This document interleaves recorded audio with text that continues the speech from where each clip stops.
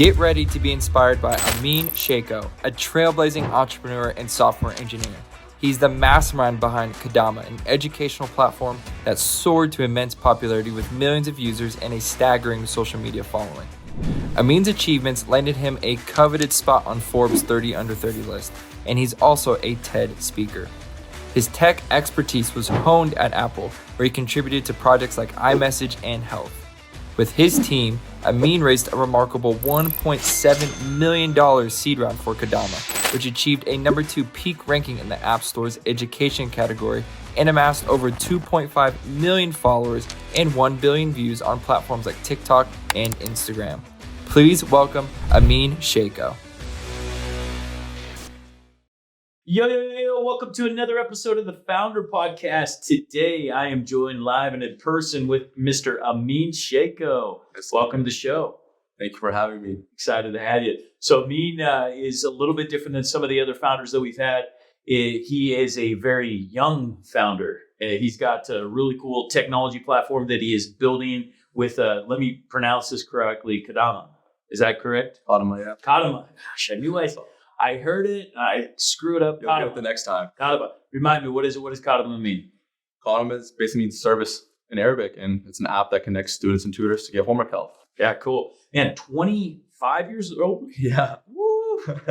Man, so my listeners know, when I was 25 years old, like I was in the middle of my first startup and about a year away from bankruptcy. Oh, God. So, when I was a little bit older than you, I was worth way less than you.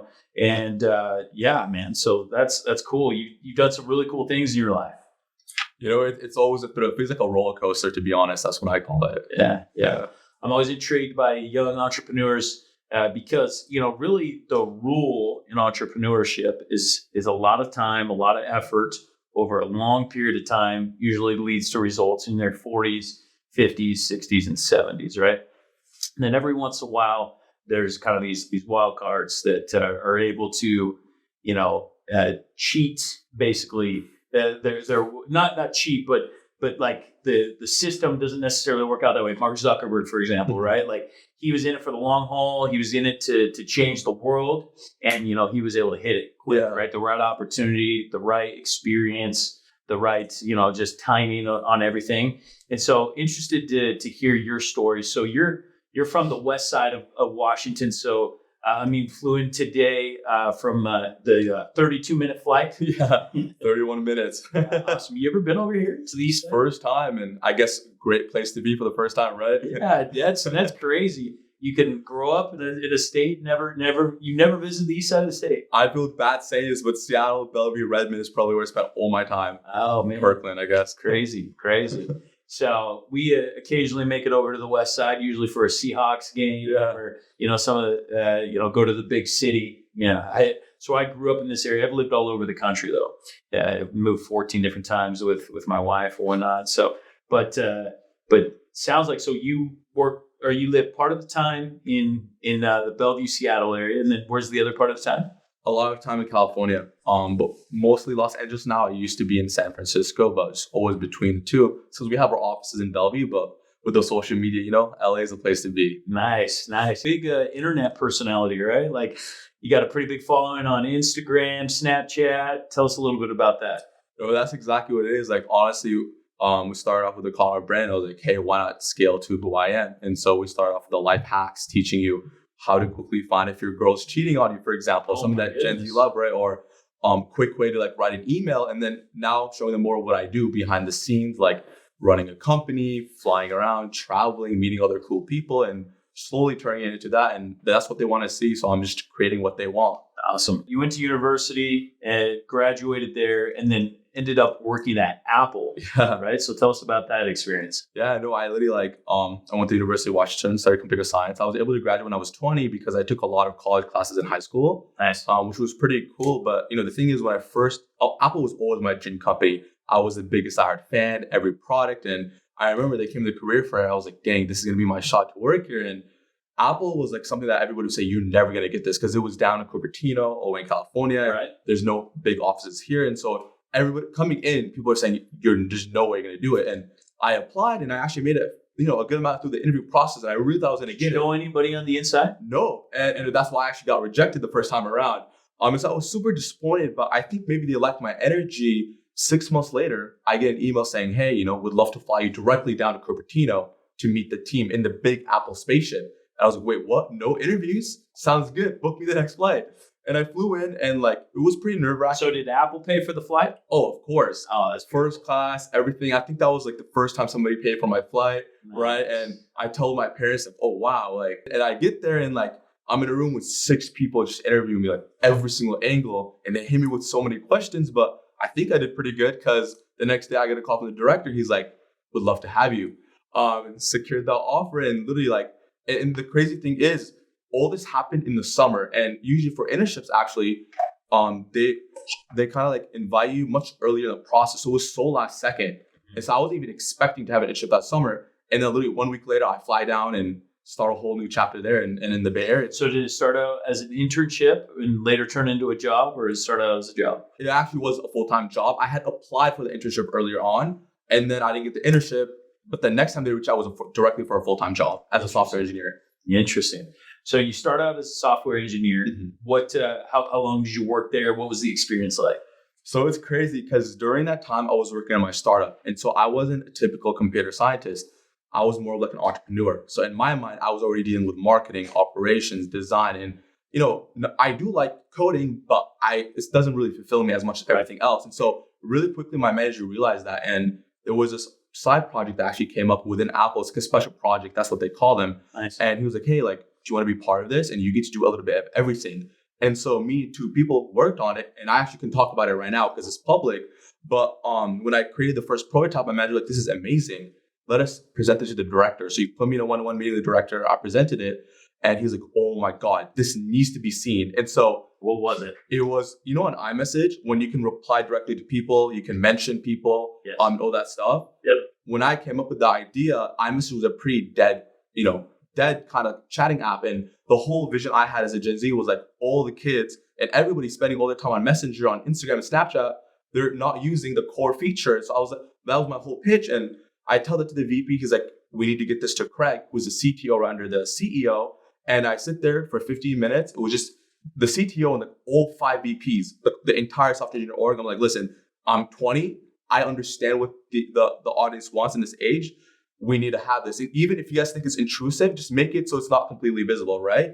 And literally the next year ships out in the iOS, and there we go. And since then, all I've been doing at Apple was special projects. So that was your idea, the direct messaging, being able to reply to a group message directly to somebody, be able to highlight them. That's pretty cool. Yeah, me and 2 other people. And it wasn't a revolutionary idea, but it was more like Apple didn't have it. And we thought that if they added it to their ecosystem, it will increase users for their platform. Well, here's the reality. And I always think about this, whether you're talking about Amazon, Apple, or some of these huge tech companies, Boeing, for whatever, when you got 70,000 employees. Yeah.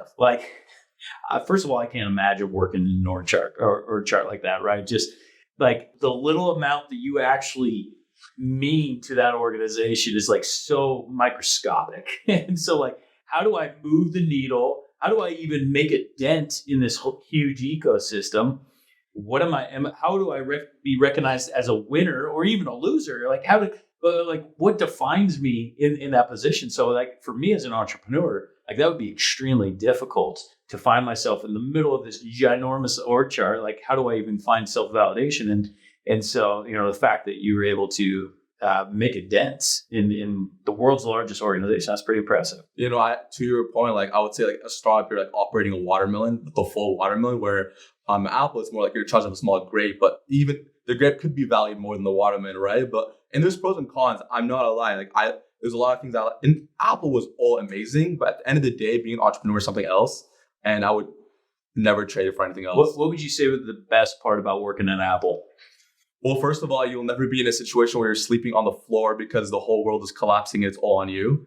And I think a lot of things learning, being able to work with so many smart people. A lot of the practices that I apply in my company today, like design, attention to detail.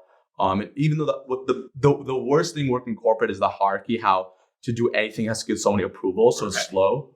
My startup right now, it takes us 2 days to do something that would take 2 months at Apple, right? Right. It would make sense. They care about their reputation. But luckily, when I went in, like they immediately noticed I actually work on special products. So a lot of things I was working on were completely new. It wasn't like, fixing a small little thing in the mail app. It was like the second thing I worked on was the Apple Research app, which connects to your watch and your phone, and it allows doctors to do studies on their patients. And I actually did exactly what you do in a startup. I built the prototype internally. I spoke to legal, spoke to design, and I got a lot of people within Apple to use it, to validate it, and then we passed it to the production team, which actually built it for production.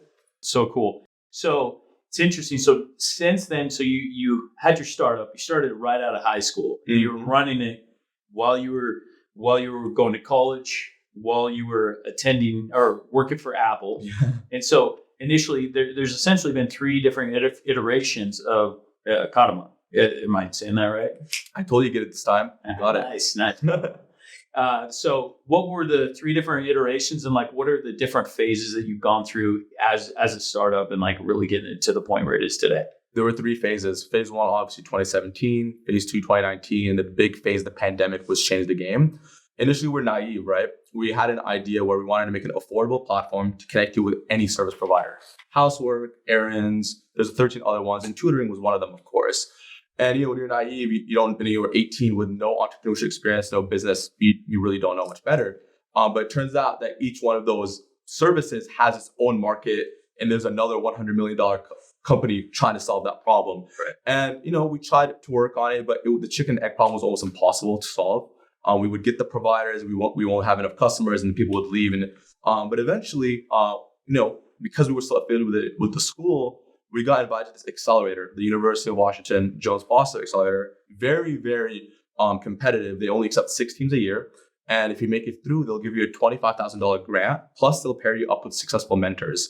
And in that process, it was around 2019, they taught us to focus on only a few services. And if you guys get that right, you can go up. But then eventually we ended up narrowing it down to tutoring, and that was a whole ballgame on its own. So we're like, okay, we're just gonna worry about this for now. And fast forward into early 2020, we're ready to get our first customers. At this point, we were in-person tutoring, so that was the second pivot. And we get our first few customers. We see real cash coming from a paying customer. Pandemic hits, everything shuts down. Our entire business is about to go to zero. And so I'll pause here, but then there was around 6 months until we realized the potential of a virtual platform, social media, and it was literally like the prime time of COVID, where we basically iterate to our 3rd version of what Kadama is today. So what is Kadama today? Today, it's the most downloaded Gen Z tutoring app since 2020. We have millions of customers using us, and the second most followed education social media brand ever, right behind Duolingo, which is $1 billion company. Right. And again, we built this with no funding, just 3 co-founders who are all under the age of 22. We've facilitated close to 500,000 tutoring sessions on the app. It literally feels like a social media, but for Gen Z and just for getting homework help. So you were telling me how many tutors are utilizing this platform? At any moment in time, there's around anywhere between 30 to 50,000 active tutors. Crazy. And the cool thing about us is, and let's be honest, right? Any of you who are a student, or if you're a parent, your kids are procrastinating. They're getting help at 2 a.m., 1 a.m., right? That's when they open up their laptop to get to work. The tutoring centers close at 6 p.m. So instead of having to force your kids when they're not trying to be there, on our app at 1 a.m., they have a tutor that's going to help them. And there's somebody their age too, who are probably also studying for their other class. Imagine they're only 2 years ahead in school. And so what subjects? Is it any subject? And what is the typical cost to the end user? How does that work? Yeah, and think of almost all the high school classes. For the first 2 years of college, a little bit to the 3rd and 4th, math, sciences, geology, all those things. And the average cost right now is around $30 per, and it's not by hour, it's actually by amount of work. Something we realized with these students is that they're never sticking the time frame of, I want to get tutoring for X hours. It's more like, oh my God, this is due in 30 minutes. I just need help on this. So the tutor will look at it and be like, okay, let's just do this much for it. And $30 is average, and it's actually way below the other options. All the tutoring centers, they're usually around $50 to $60 an hour. So somebody who doesn't come out from a well-off family can't really use those resources. And the school, obviously they have free tutoring, but they're so limited on hours, maybe 2 options for 2 hours a day. At the end of the day, students, it's not they don't plan for when they get homework help. it's based on need and urgency. It's like when you need to get an Uber, right? Mm-hmm. When you need it, you need it. And so that's what we offered them. Awesome. So where did this idea originally spring from? Me and my two other co-founders, we both have been tutors. Actually, being a tutor was my first job ever. I think I was 16. Mm-hmm. I was a tutor at Bellevue College. So we were both students and tutors. And the biggest problem we saw on the student side is they're boring, they're expensive. We just don't want to be there. And we're like, there's so many other platforms that make it fun for the customer. How come this one just seems like it's always out of force?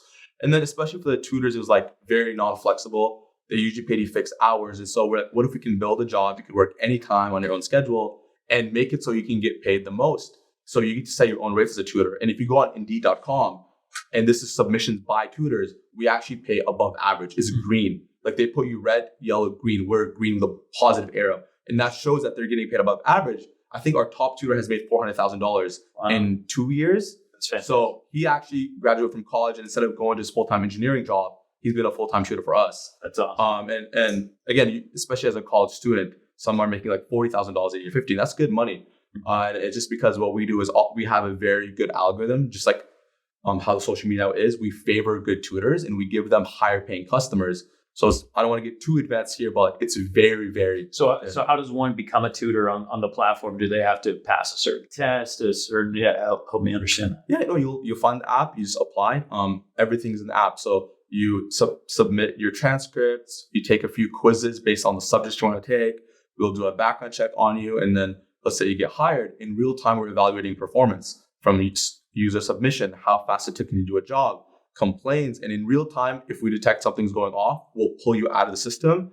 Maybe we'll do a manual review. And if you're doing good, we'll start giving you more students. And so there's not only an onboarding process where we do the vetting, there's also real time 24/7. Got it.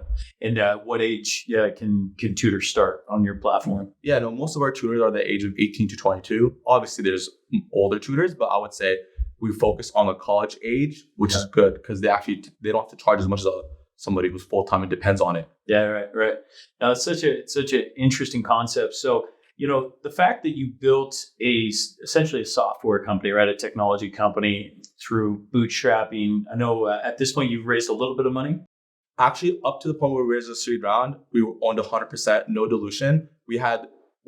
All the money was from winning competitions, and then the initial $30,000 was from just me and my co-founder getting a summer job back in 2017 and using that to initially fund the initial version V1 of the app. So we had $70,000 before we raised our almost $2 million round. It's amazing. So you talk about competition. So there was this competition at University of Washington. Were there additional competitions that you were part of?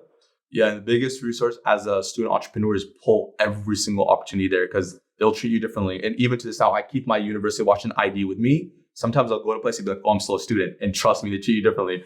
But the point is we applied for one competition. We didn't make it the first time around. We learned exactly what got us, what we did wrong. The second time we go in, we moved from the top 136 to the top 36. And at that point, it was like the final step. We didn't make it past that. And then from there, we got invited to this accelerator I told you about where we get our first $25,000. And at that point, we had mastered our pitch. And given the traction we had at that point, we were well above other student startups. So we applied to this, it's called the Northwestern University. I think it's actually somewhere close. I forgot the exact name, but it was another Washington school. They're like, if you win first place, you get $10,000.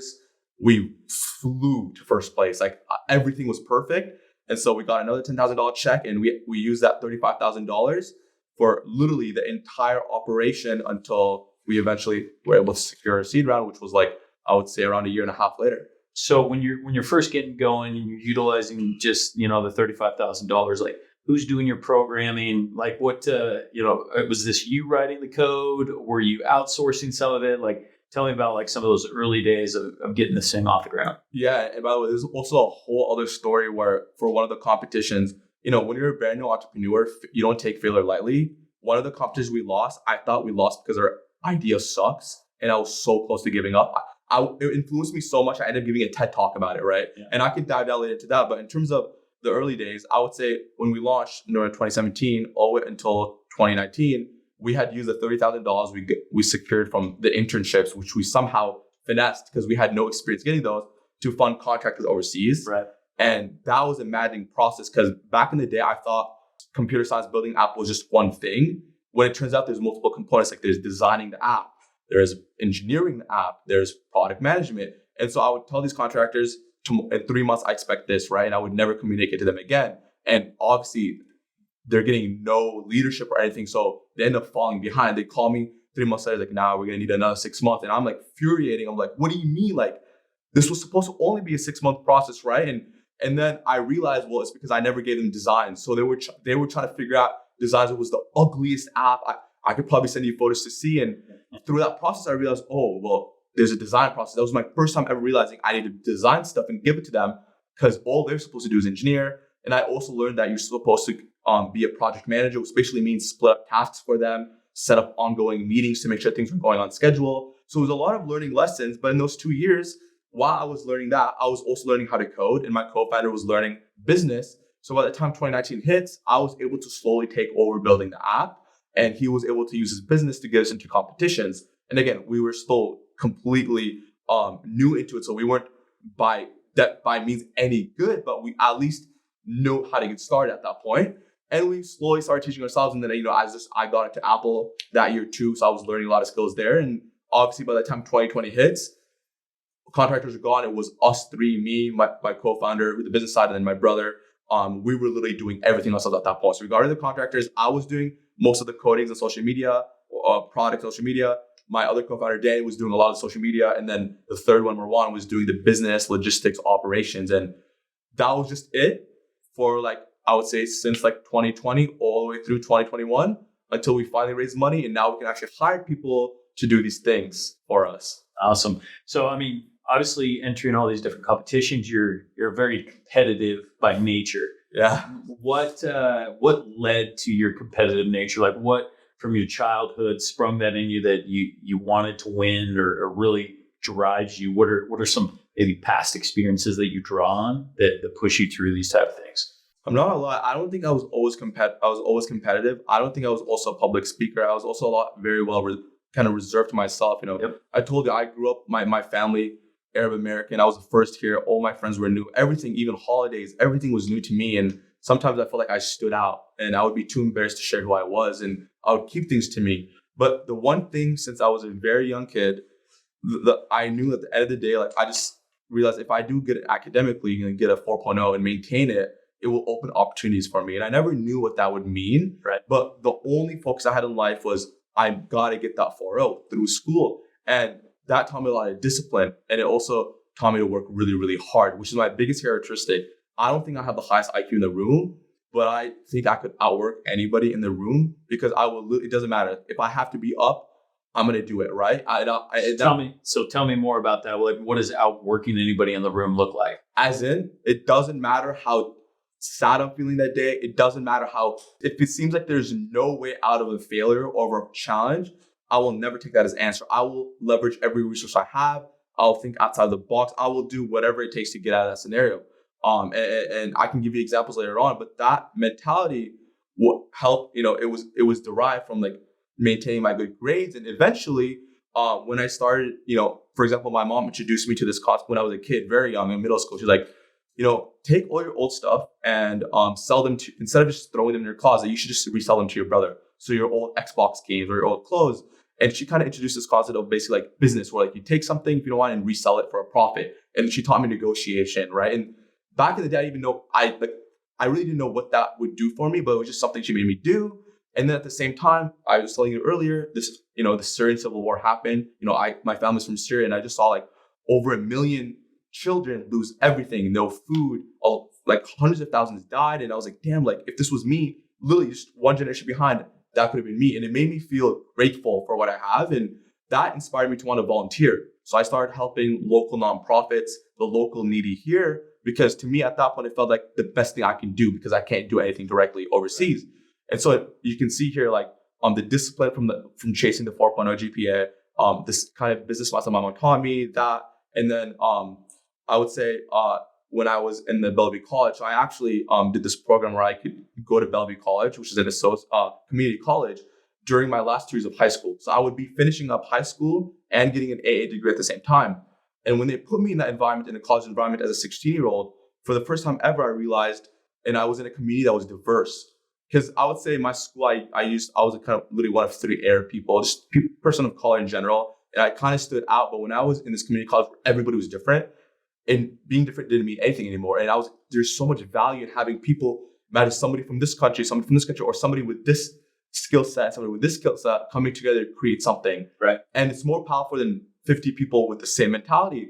And that inspired me to make my own club called Code for Care, where the whole premise, they actually built up all the other values I told you, where we would build mobile applications to help nonprofits make their stuff more efficient. And I was a 17-year-old in college. All of them were like, much older than me. And I had this vision, and I was like, okay, well, if I want to create this club, I need to get approval from one of the advisors there, like one of the teachers. So I go to my computer science teacher. I'm like, hey, I want to make this club. And trust me, I'm going to put a lot of effort. It's going to be good. And the first thing he told me was like, you really think I'm going to trust you to build a computer science club when you just took the first computer science class? I know you have no idea what you're doing. And every person who does this is just trying to do it to get into college and to get into university, right? Right. And I just walked out because like he wouldn't budge. He wouldn't sign the paper. So I somehow convinced 20 people. I was like, if we go and mob his office, like we will literally 20 people crowd his office. We won't let him get out until he signs it. I think we get something going. So I literally walk and I kick the door open. I'm like, Iverson, we're doing the club. And he's like, oh, fine. It's not a pan out. He signs it off. We created the club. Nobody knew what they were doing, but what it taught me was what it meant to be a leader, leading multiple people. And that kind of, with along everything else, gave me the foundation for what it means to build a startup. And literally like 5 months later, the summer hits when I graduated, and I start working on my company, Kadama. That's awesome. So you talk about outworking someone. Give me some examples. Like what does your work day look like for you when you're just busting your butt? Let me give you an example. When we're brand new, there's a good amount of competitors who are trying to do something what we're doing. Okay. Mm-hmm. I guess I'll teach another virtual tutoring app. And when they start to notice we're getting traction on social media, they would literally make fake accounts to DM us or like try to flag our account. They'd be like, you're going to fail. Your app is trash, garbage. And we know it's them. Like we're not dumb, right? We can tell like, who is he following? He's following the company account, right? And we're like, okay, they're going to play this dirty game. So we're going to outwork them. What does that mean? We're making 6 to 7 videos every day on TikTok. That's like 9 hours of work. We're not leaving a room. We're going to get as many downloads as possible to go on after touch and push them behind. And, unfortunately, sometimes we have to be ruthless in business. 6 months later, they have never made a new app update on their app since. Mm-hmm. Because what happened? We became the prominent Gen Z tutoring app, and they were also trying to target Gen Z. And we built a social media, I think they had 10,000 followers or something. When they started off, we were brand new. Within 3 months, we had 1 million followers. And that's it. We're the biggest in the game at that point. When I'm telling you 8 hours a day just doing social media, and then another 4 hours trying to build a product. And I think if I'm lucky, sleeping 5 to 6 hours and doing this every single day, I'm telling you, for around 2 years straight, 60, 70, 80 hours every single week. And I literally told myself, everything's coming out of my life. Like besides just checking up on my family and my close friends here and there, I'm not going to go see a movie. I'm not going to go to a game. I'm going to tell all my other friends, hey, I just can't. And I was off the grid. And I was willing to make those sacrifices. And it's very hard. I'm telling you, sometimes you'd go weeks, just going through failure after failure just as a typical entrepreneur. But in the back of my mind, I was like, I'm going to build the biggest Gen Z tutoring app ever. And if it sucks right now, I'm going to figure out how to get out of here later. And that's it. Grind. Awesome. Yeah, man. I mean, it's cool to see. What are the future plans? What do you hope that Kadama becomes? Is it IPO? Is it sell it off to a strategic investor? Is it run it for the rest of your life? How do you see this thing playing out? So first of all, it's cool that we turned the company to a profit. It's made my life way easier. I don't have to stress all the time. Seeing a positive P&L is very nice. Right. I think we conquered in-person tutoring for Gen Z. Any Gen Z who gets tutoring, they've heard of us, they've seen us. They're either following us or they're subscribed. There's a good amount. But now with AI and artificial intelligence and language learning models, Kadama AI, which is literally making a Gen Z tutor, an AI that sounds like Gen Z. It says things like Riz was good, buddy, blood, all these words that you see in the TikTok and social media comments, right? Anybody over the age of 25 is probably like, what am I saying? But trust me, it's a secret lingo that these kids have. And having an also emotional AI, because the one thing I never told you earlier was I would say we're the biggest text-based tutoring app ever. most tutoring is actually in person over call. Our customers, they don't leave like kids. How often you see them on the phone? They're usually texting. And so we have so much data on that. And they also express emotions through that. So we can leverage an emotional AI. And we also can use our tutors as a backbone. So unlike other AIs where if it doesn't know the answer, it'll either try its best to give it to you and sometimes it'll give you the wrong answer or just tell you, I can't help you. If we detect any of that, we'll actually connect you to a human tutor in real life who probably has been serving you early on. You're comfortable with them. So that's a big pivot. Obviously, we've had acquisition offers.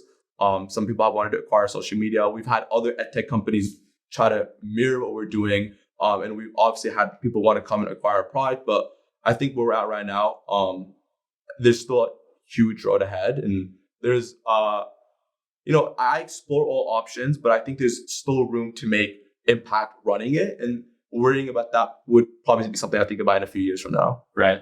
But ultimately, they looking for an exit. When you think about it from a space like this, right? In education, there's not that many big IPO companies. Most of them are actually acquired. There's literally like a few ed tech companies that are IPO. The big ones you can name, like Chegg, Duolingo, there's a few others, but that's pretty much it. And most of them are actually outside of what we do. They're like, imagine like post-college, like Coursera and stuff like that, right? So in our space, there's not that many options, right? So the norm is like all my best friends are edtech, they've all been acquired, right? Mm-hmm. So it is the path. Obviously, it is pretty fun to keep running this, right? So I explore all options, and at the end of the day, it's just what the outcome comes out to be. Let's shift gears. So, one of the things we were talking about earlier before the show was your ability to utilize influence on social media, right? So how have you been able to hack your way into large followings or viral videos? Like, what are some of the best practices that you utilize there? Well, we'll start with the Kadama founding story. In 2020, I remember seeing social media pop up, or in this case, TikTok. Right. And back in 2020, it's a huge stigma. Everybody was calling it a dancing app for kids. It was embarrassing to be on it. I remember telling my coworkers about it, and they're like, wait, are you telling me that this app where my little 7-year-old does the cringy dances? Yep. That's exactly what I'm trying to say. And the reason I was so stubborn about wanting to try it out was because I was seeing so many people go viral. And at the end of the day, me being that age, I knew followers is a currency. Being able to reach people is a currency. And I was like, and during that time, it was much easier to become viral. 100%. You know why? Because everybody was embarrassed about it. Right. I'm telling you, they did case studies for our company. We made Forbes 30 under 30 because of what we did to get in. So I'm telling you, we were pioneers. A lot of companies would emulate what we're doing. And I remember I was like, okay, well, I don't want, my mentors just don't embarrass our name. And I was like, fine, I'll go make my own personal channel. So I make my new account, I had 0 followers. And I was like, what's something I can do that will get people to comment? So In-N-Out, it's a hamburger place, but it's very controversial because people either love it or hate it. And I was like, I'm gonna get my friend to eat it and we'll see what happens. And when he took a bite into it, it was very suspenseful. He takes a bite, starts chewing it. Everybody, it's aiming at his face. I'm zooming in, and all of a sudden he's like, this is disgusting. And instantly the comments went crazy. People were like, what do you mean it's disgusting? This is the best burger ever. And then people were like, no, he's right. So this war went viral. And then I'm video after video, I'm getting a million views. It's like, oh my God, this is it. I don't care what anybody's saying. I'm making a Kadama channel right now and we're going to do it. And my brother and I sit down, we start brainstorming ideas and we're like, okay, well, everybody knows education is boring. It's either a parent selling to the parent or selling to the school and both of them will just force it down the kid's throat. But that's not going to be appealing to students because what students find appealing is not the same as what parents find appealing. And so we're like, okay, well, we're not going to post boring educational videos. Instead, let's think bigger picture. What falls under education? Well, teaching people about when you can get 50% off Starbucks or how you can save 30% shopping at Walmart or how to know if somebody put you on red on Snapchat, or I told you if somebody tells you they deleted a message, how you can recover that, just things that kids will like. And, some of them were toxic a little bit, but whatever would work. And video after video, these life hacks would go popular. And we were one of the first pioneers to kind of create these quick 10-second showing you very fast paced, something that will add value. And they were all optimized for, kids. And even at that point, it was online learning because of the pandemic. People were doing Zoom classes. And the truth is a lot of them would just fall asleep during those classes. And so we taught them, for example, one fun joke was well, here's an extension you could do that will just move your cursor so your computer never sleeps. That way you can go sleep and come back, right? Just things that would go viral, right? And literally within 3 months, we had a massive following. And then we go back to our mentors and they're like, oh, nice, you have followers, but I still see $0 in revenue. I'm like, you don't understand. You don't understand. Let me tell you what we're doing right now. Attention. Exactly. Right now, we have eyes from all of our target customers. So now it's time for us to go build a video that's going to get us the downloads. And we're like, we're not going to go make a boring video. What can we do to catch attention of somebody who's 18, 16, 17, 20? Well, we're going to go grocery shopping. We're going to get an onion. We're going to put Chick-fil-A sauce on it and take a huge bite out of it. And then we're going to segment to 3 apps are going to give you a good grade on your homework. We snuck in our app in the middle so it doesn't look like an ad. And we said, get this app, guaranteed 4.0. And when I'm telling you this video got 4 million views and 30,000 downloads, I'm not underplaying it. We shot up to the App Store charts. 30,000 downloads from one video. Yes, to like number seven. And start investor. By the way, I had no idea what venture capital was. I had no idea what venture. Dude, I had nothing. I had no idea what VC meant, anything, right? We got so many emails saying, hey, what are you guys working on? This is amazing. We'd love to set up calls. And I remember that day, I think I was on a jog. I run back home. And the second time I kicked the door open into my brother's room because we lived together at that point, right? I'm like, we're not sleeping, 4 more videos today. And we started brainstorming idea after idea. One was biting into a stick of deodorant. One was hanging upside down in a pull-up bar. Millions of views, like on the App Store charts. I'm telling you, at that point, we're for a whole year never left the App Store charts. And at that point now, investors are reaching in, we're setting up calls, and there's a whole story there how like, when the first time investor comes out to you, you think you're like cool, like you're amazing, right? You're the top of the world. And then, it turns out investors can quickly turn you down. And again, I'm like, I was not used to getting a turn down from an investor. So there's a whole game plan there, and I can talk about it later, but I don't really usually read books, but I told my co-founder, we're going to go read 2 books on venture funding just to figure out what's a general partner, what's an associate. And then we learned, just don't talk to associates, go straight to partners, a whole game plan there. And then obviously there's a whole story that I'll pause here, but eventually like 6 months later, we actually secure our first round of funding. That's so cool. The power of social media is just remarkable. Obviously, as a Gen Z yourself, you understand this. I mean, it's pretty much your whole life. For me, what do we call them? I'm a millennial. Like I'm on the edge. Did you use MySpace? Millennial. And MySpace. I was pre-internet. I remember when the internet came out when I was like in 4th or 5th grade, right? And MSN Messenger when I was in high school was the way that we communicated with everybody. I didn't have a cell phone until I was, 22 years old. And so it's a completely different mind shift, right? Like, so I am heavily involved in social media now. It's different, right? Like running the podcasts and different reels and those type of things. What advice would you give, whether it's to Gen Z or anyone, as far as, because like TikTok, the rage, I mean, you can still go viral on TikTok, but it's harder, way more difficult, right? Like, I mean, back then you had less competition, more eyeballs, less competition, essentially, right? Like, think about it. It's not only was it not as tapped into, there's not a lot of creators. So imagine your content is more likely to be on the For You page. Also, it was during the pandemic when nobody was doing anything with their life. Right. Tons of eyeballs, no creators, right? Yeah. Like it was the perfect storm for anybody. What in 2023 would you say, or starting in 2024 now, would you say is like the best way to reach an audience through social media? What if you had to start all over right now, 0 audience, 0 following? How would you go and gather attention? Luckily, I can actually give you an answer that's true, because 6 months ago, I had almost no followers on my personal pages, and now they're close to 1.7 mil. So just 6 months ago, I was able to do a strategy that works. And obviously, the game plan is different now.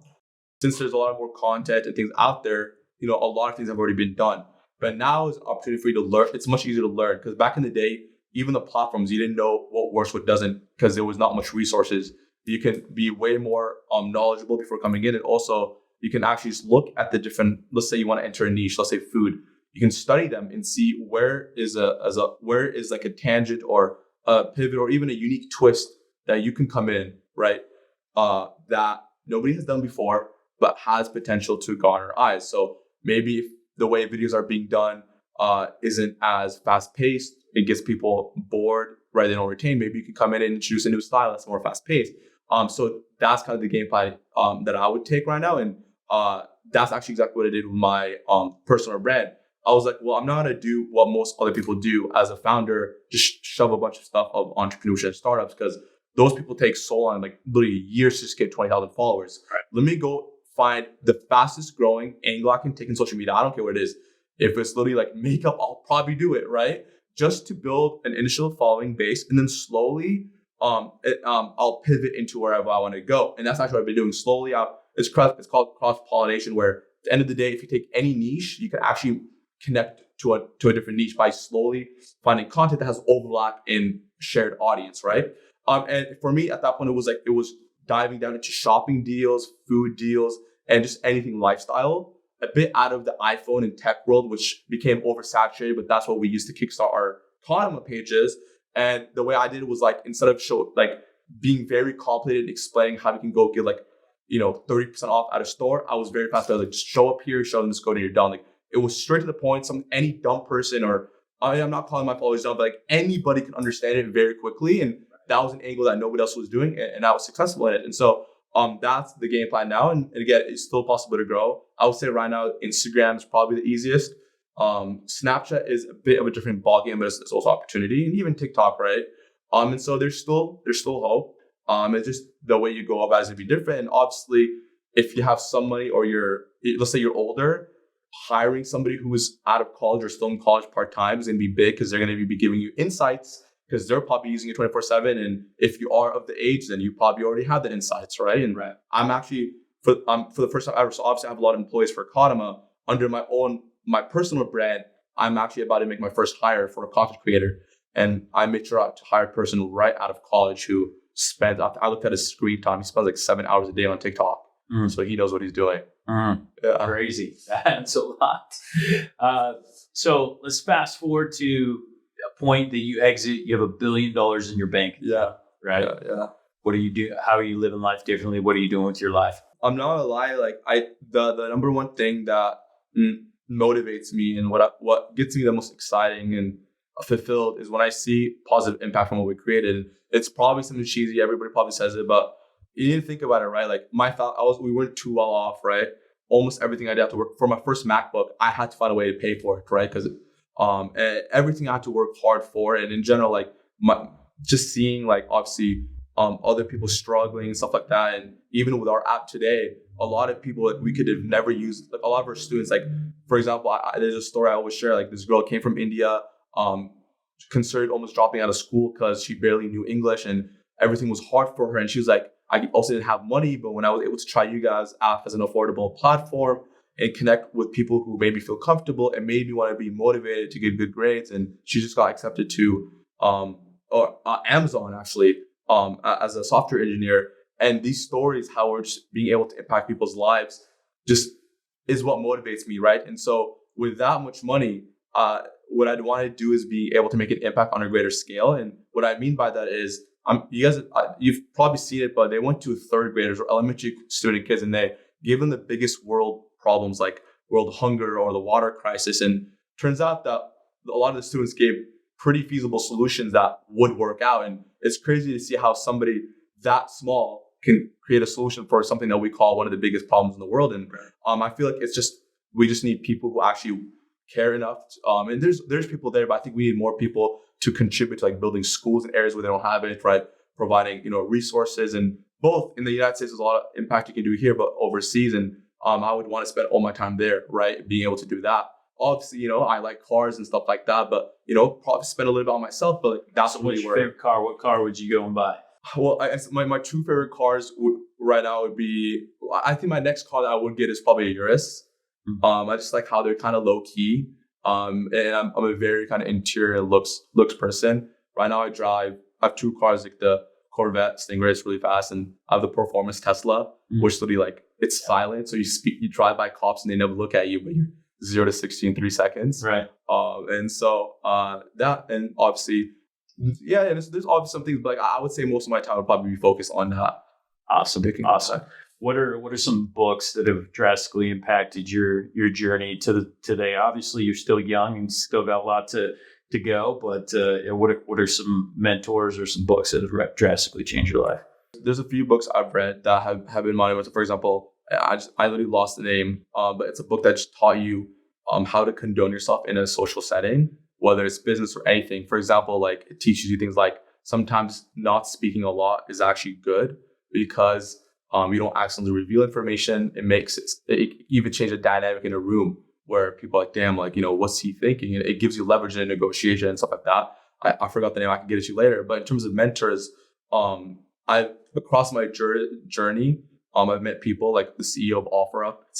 I'm sure you've heard of it. It's like a buying and selling app. He actually lives in Bellevue, really close to me. Oh, cool. And he taught me, a lot of things. Like, for example, when we got acquisition offer, right? I was like, how do I go about that? And he was like, okay, well, here's how you think about it at the end of the day. Like, just look at all these options, help me break down things. And something that I really value now is asking people who've gone through the process, because a lot of the big mistakes I made early on was just me making a wrong assumption. And some of those literally could cost almost $100,000 worth of like loss. And where if somebody was there saying, oh, just think about this before you make this decision, it would have saved me a lot. And so now I value anything I do now. I try to find somebody who's done it before and get their perspective before I go into it. Yep. And again, it's fine to make mistakes early on, because especially when you're moving 1,000 miles an hour early on, like you have 50 things in your head, you will slip up. But that's something that like I would say is super core to me today, especially with more responsibility. Because if I make a mistake now, it's way more detrimental than making it a month ago or 2 years ago. I think those are very wise words. One of the regrets that I have in my 20s was the fact that I didn't go and ask for more help from mentors, right? Like I wanted to pretend like I had it all figured out, or just kind of be the cool guy or the owner or whatever, rather than surrounding myself with fantastic people that knew a whole lot more than me, that could teach me. And that's why I think one of the coolest sayings is like, millionaires, they go and they try to figure out solutions. Billionaires ask, who has the solution? Oh, yeah. I don't think they do any work at that point. They're just making calls. Right. It's so, for me is getting into that billionaire mindset of, who do I know that has the solution to this, instead of trying to figure out everything on my own. Yeah. And so that was a shift for me, between my 20s and 30s of like trying to just figure it all out. 100%. Even right now, it's a fine balance. So you don't want to ask for too much help, right? But you also should ask help if you're spending way more excessive time. And sometimes it's as easy as like, hey, what do you think about that, right? And a lot of times I try to provide value to anybody who's giving me help, just so it's not one way. But yeah, it's a fine balance. And again, you sometimes have to like learn the hard way. Right. I've done that multiple times. So before we wrap up, tell us about you gave a TED Talk. What was like the process in getting on that stage, and how was the experience? It's funny because actually I got invited to one in February, so I'll be giving my second one, which is cool because the first one I did was in 2020. It was literally a few months before to the TikTok madness, which was right before any big success we had. The process there was pretty actually straightforward. Like I had given a talk at the local university, I think University of California, Santa Cruz or something, and they saw it and like, hey, we'd love to have you give another talk. And it was just about I think the theme was like rebooted, and it was about stepping back from what's going on in reflection. And it was a perfect time because just a few months ago it was the competition that we lost, where I told you, like, when I went in, I thought we were gonna win this, and I honestly put all the stakes on it. Like, if we win, our company's good. If we lose, it's over. And when we lost, and I'll never remember this day, because when they announce the winners, they go alphabetical. Our letter is K for Kadama, and I record everything for social media. So I was filming starting from A, B, C, D, E, F, G, H, I, J. The next letter is gonna be K. Guess what happened? They skipped to M. So my phone just like, my heart sank. My phone is going down. Everybody's looking at me, and I literally thought it was over. But what that really taught me is like, turns out we lost. It had nothing to do with our company. We just didn't follow the instructions right. It turns out this was about talking to as many, because it was a fake currency. Whoever had the most fake currency wins. So it required talking to as many fake investors to get as much currency, because they can only give you $5 each. And we focused all our eggs on a few baskets, when instead we should have talked to as many people as possible. So be more concise, fast elevator pitches, don't focus too much. And it was as simple as missing that, which caused us to lose everything else. Because we ended up we got invited to the accelerator like 5 months later, which was even more prestigious. And they told us like, you probably could have done higher there. But point is, it taught me to step back from anything. Sometimes when you're so narrowed down, you're going tunnel vision on something, you lose focus of the bigger picture. And so being able to take breaks when you're stressed, Doesn't matter. You even have to set a reminder. If you have to do that, set a reminder. Step down, make sure you're on track, things are going well. You go a long way. And I used to think that would be a waste of time taking small breaks, but no. Like stepping out and doing a 20-minute walk, which I talk about it. It's called the creativity walk in my TED Talk, where anytime I'm stressed, anytime something is going wrong, I go for a walk to clear my mind, or I go on my treadmill and I think, ponder, and then I go back to the action, right? And that's the whole theme of the talk. And it was based off like what I consider one of the biggest failure I've ever faced as an entrepreneur. Obviously, there's more severe failures I faced, but essentially your first big failure just sticks with you. You know, it's like the first time feeling what it takes to get slapped by the face really hard. Mm-hmm. Got it. So last couple questions.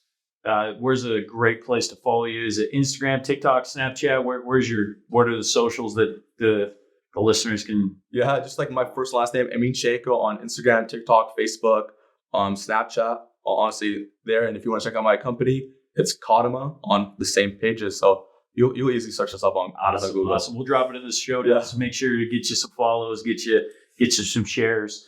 Last but not least, what is a piece of advice that you'd give to a young entrepreneur, or even an old entrepreneur that is trying to get started, get things off the ground? Obviously, you've done a lot of bootstrapping in your short career. What's the best piece of advice you give to that person?